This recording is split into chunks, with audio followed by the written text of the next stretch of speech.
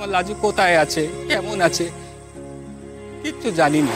তুমি এখানে থাকলে আমার যে ভারী লাভ। সেটা কি করে?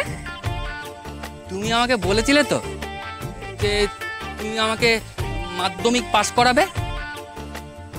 আমি যদি একটা পাস দিই আমার ওজন কানিক বাড়বে, কি বলেছিলে তো? হ্যাঁ। আর তারপর আমার বাপে আমার কথা উড়িয়ে দিতে পারবে না।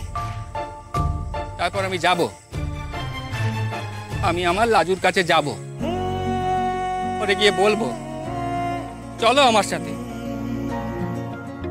ও আমার সাথে আসবে, আমরা একসাথে ঘর করব। আরে আমার লাজু কোথায় আছে, কেমন আছে, কিচ্ছু জানি না। আমার ওর জন্যই মনটা কেমন করে গো।